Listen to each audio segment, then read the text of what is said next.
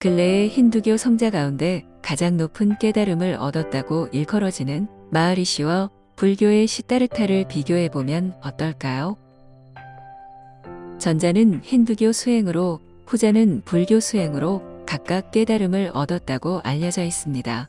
그렇다면 누가 더 높은 깨달음을 얻은 걸까요?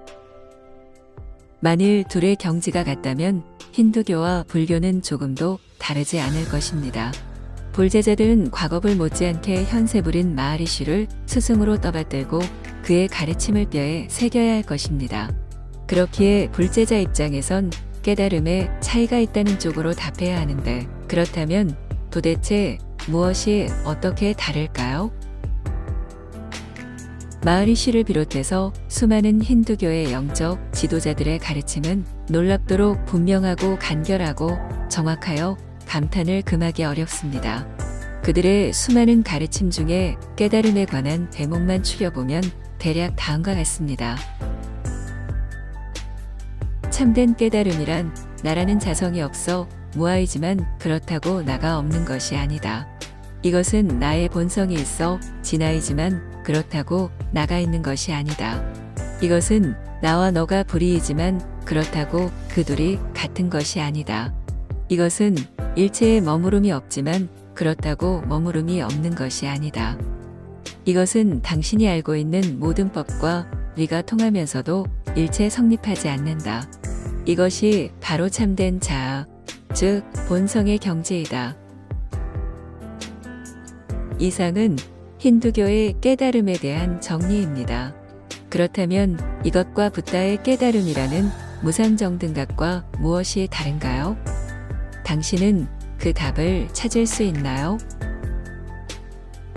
힌두교의 깨달음과 불교의 깨달음의 차이, 여기에 경천동지할 성불의 열쇠가 숨어 있습니다. 그래서 묻 화두의 백미라 할 만합니다. 꿈속의 비유를 들어보겠습니다. 당신이 귀신에게 쫓기는 꿈을 꾸고 있다고 가정합시다. 심한 공포심에 의해 괴로운 상태입니다. 그러다가 어느 순간 꿈이 사라졌습니다. 꿈이 없는 상태가 얼마 동안 지속되다가 다시 귀신의 꿈이 이어집니다.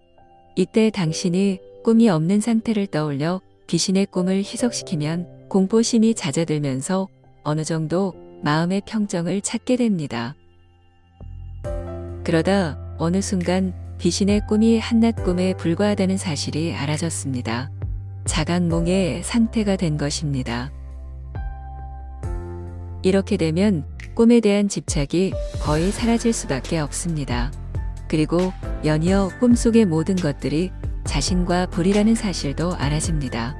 모든 것이 내가 아닌 것이 없습니다. 그야말로 천상천하 이화독존입니다. 이렇게 되니 어떤 꿈에도 매여 있지 않고 그렇다고 꿈에서 벗어났다는 사실에도 머무르는 바가 없습니다. 당신은 꿈이 없는 상태를 떠올리면서 무아를 보았고 꿈이라는 사실을 알면서 진화를 찾았습니다.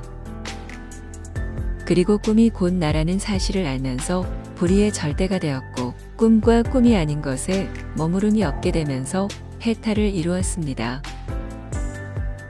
당신은 정녕 깨달은 것인가요? 꿈속에서 꿈이라는 것을 안 것과 꿈에서 깨어 현실이 된 것은 어둠과 빛처럼 확연히 다릅니다. 누군가 아침이 되어 잠에서 깨어 눈을 떴습니다. 꿈에서 현실로 돌아왔는데 이것을 가지고 깨달았다고 생각하는 사람은 없을 것입니다. 그렇듯 깨달음에 연연하는 것은 꿈속에서나 가능한 일입니다. 이런 이유로 꿈속에서 깨달으면 성인이나 붓다가 되어 거룩하게 빛나지만 꿈에서 실제로 깨어 현실로 돌아오면 그냥 기지개를 켜고 하루 일과를 시작하는 평범한 사람이 됩니다.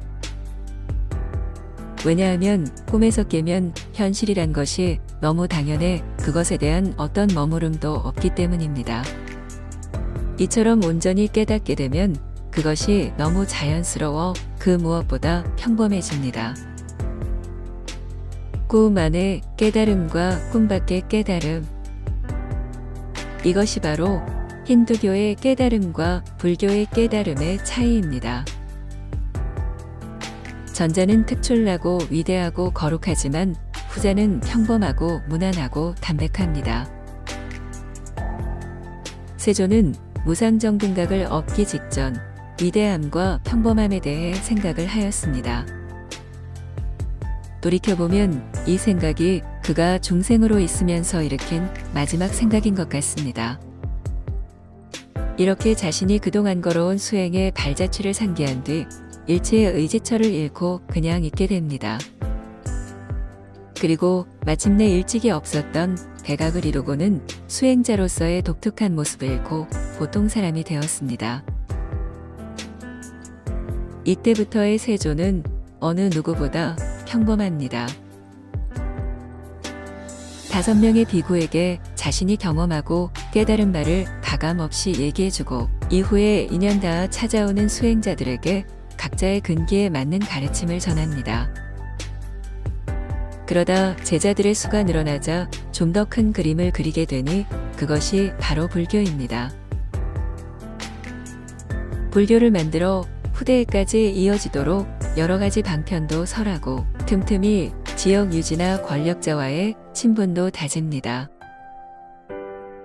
이렇게 평범한 수행자의 모습으로 한평생 살다가 말년에 위염으로 고생 좀 하다 죽었습니다.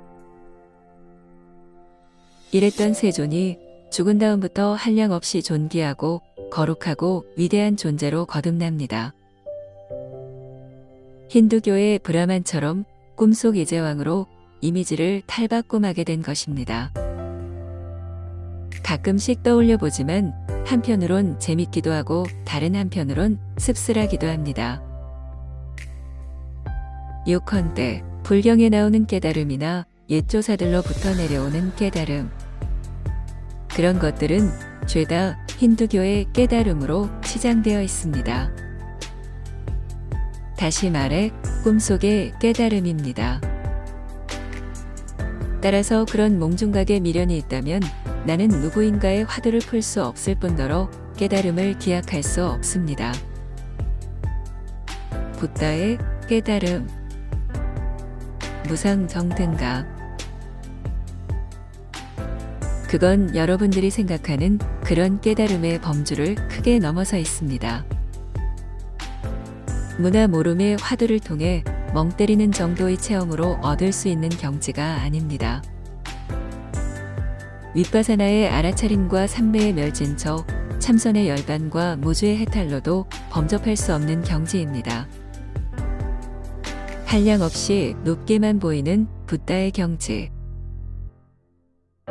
그곳은 바로 우리 주변에 흔히 널려 있는 평범함에 있습니다. 평범은 그냥 있는 상태에 들어가는 열쇠입니다. 당신은 정녕 평범하신가요?